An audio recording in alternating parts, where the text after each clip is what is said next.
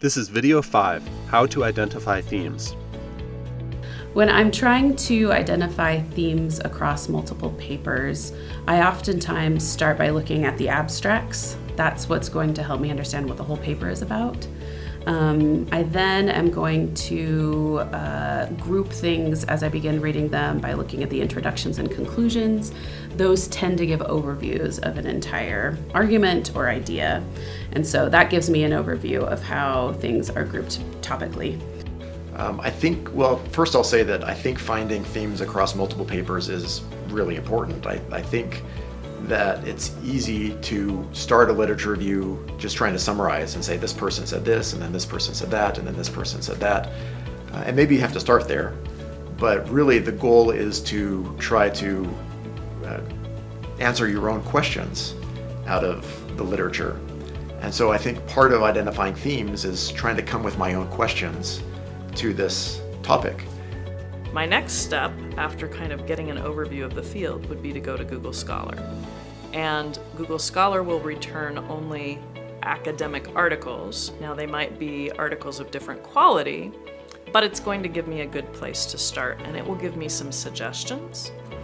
A third thing that I would say is whatever word you might normally use in conversation, think if you can, of a fancier way to say that, a more academic way to say that same thing.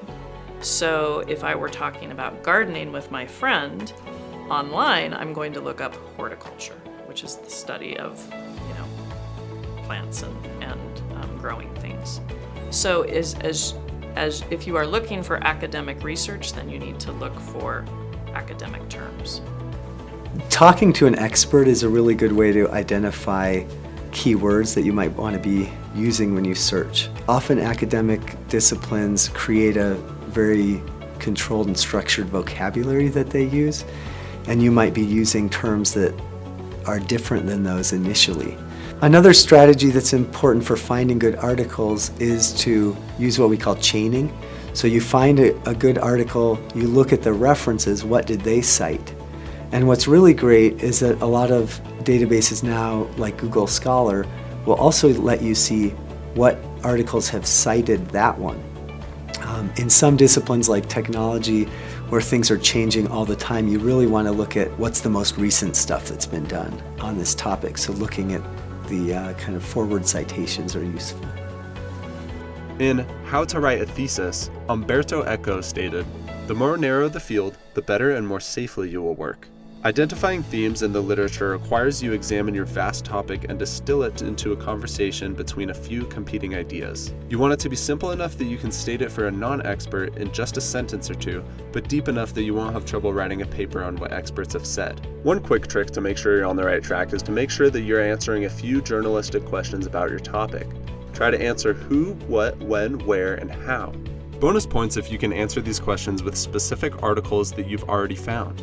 Being able to call upon specific sources that address your topic will save a lot of headache as you write and cite your actual paper. Some quick tips. It might be helpful to frame your research topic in the template question, what are the consequences of X on Y? So for me, what are the consequences of accountability on higher education? Another helpful test is to probe your question for an issue, a demographic, and a timeline. So for me, the issue is higher education accountability. The demographic is still undecided. Do I want to study how it impacts administrators, teachers, students' parents, future employers? These are all good questions for me to keep in mind as I read the articles that appeared in my previous searches. Because I limited my research to results from 2010 to 2019, my timeline is simply the recent past. If you've followed along, then you're done with this assignment sheet. Congratulations! I'd encourage you to finish the video course. The next few videos will actually dive into a professional literature review, and I guarantee that you'll learn some useful pre-writing, writing, and revising strategies for your very own paper.